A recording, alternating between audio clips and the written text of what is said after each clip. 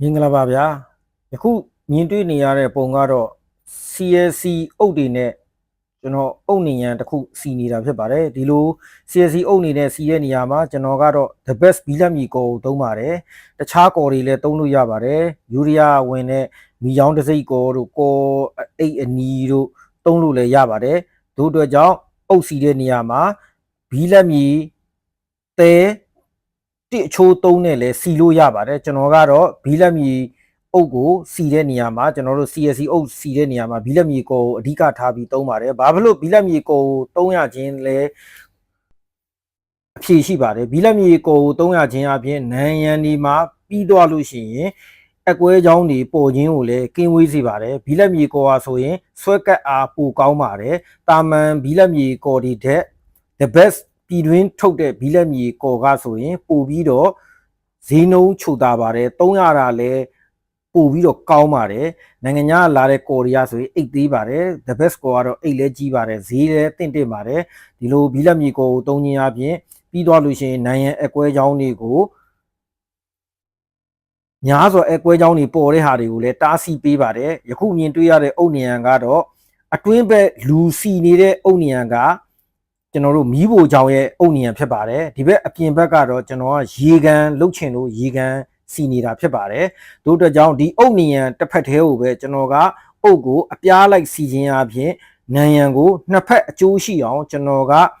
ငွေကိုချွေတာဖို့အတွက်ကျွန်တော်စီထားခြင်းဖြစ်ပါတယ်လူကြီးမင်းတို့လည်းကျွန်တော်လိုလိုက်လုတ်နိုင်ဖို့အတွက်ကျွန်တော်နမူနာပြသထားခြင်းဖြစ်ပါတယ်ကျွန်တော်အိမ်မှာကျွန်တော်လုတ်ထားတာ9နှစ်6နှစ်တက်တန်းရှိပါပြီလုံးဝရေမယူပါဘူး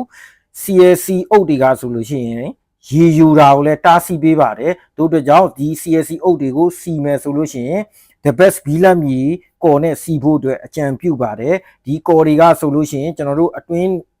ညံရံကိုချောမဲ့ကော်လေးလာပါတယ်စီမဲ့ကော်လေးလာပါတယ်နှစ်မျိုးစလုံးကဈေးနှုန်းတင့်လျောက်ပက်စွာအသုံးပြုနိုင်ပါတယ်နောက်ပြီးတော့နံရံနေအကွဲတာကိုလည်းသူကလုံးဝကင်းရှင်းပြီးတော့ကောင်းမွန်တဲ့နံရံတွေကိုရရှိစေပါတယ်ဒီအုတ်နံရံကတော့ကျွန်တော်က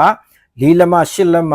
18လက်မအုပ်ကိုကျွန်တော်ကအပြားလိုက်စီထားတဲ့အတွက်ကြောင့်ဒုက8လက်မထွက်လာပါတယ်တို့အတွက်ကြောင့်နှစ်ဖက်ကိုကျွန်တော်ချောလိုက်မယ်ဆိုလို့ရှိရင်တစ်ဖက်ကရေကန်ရမယ်တစ်ဖက်ကတစ်ဖက်ကကျွန်တော်တို့မီးဖိုချောင်းရဲ့အတွင်းနံရံတစ်ဖက်ကိုရမယ်တို့အတွက်ကြောင့်နံရံတစ်ဖက်စီတဲ့ဟာကိုကျွန်တော်တက်တာသွားအောင်လို့ကျွန်တော်ကနံရံတစ်ဖက်ကိုနေရာနှစ်ခုအတွက်ကျွန်တော်အသုံးပြုလိုက်ခြင်းဖြစ်ပါတယ်အပြင်ဘက်က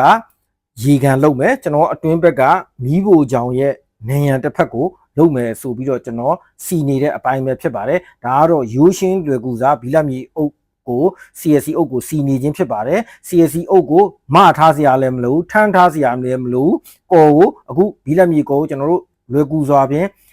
တုတ်လိုက်တယ်ပြီးလို့ရှိရင်ခင်းလိုက်တယ်ပြီးလို့ရှိရင်ကျွန်တော်တို့ CLC အုပ်ကိုအလိုက်တင်လေးအပေါ်ကိုအပြားလိုက်လေးချလိုက်တယ်အဲ့တော့တန်လျက်ကလည်းကျွန်တော်တို့အထူးစီမံထားတဲ့ဘိပါတဲ့ဘိတန်လည်းဖြစ်ပါတယ်အဲ့တန်လျက်မှာဆိုရင်အသွားလေးတွေပါပါတယ်အဲ့အသွားလေးတွေကလည်းဘီလက်မီကော်နဲ့အုပ်နဲ့ဆွဲကပ်ဖို့အတွက်သူကလည်းအထောက်အကူပြုပါတယ်တန်လျက်မှာဆိုရင်4လက်မ4မီလီပါတဲ့အထစ်ကလေးတွေပါပါတယ်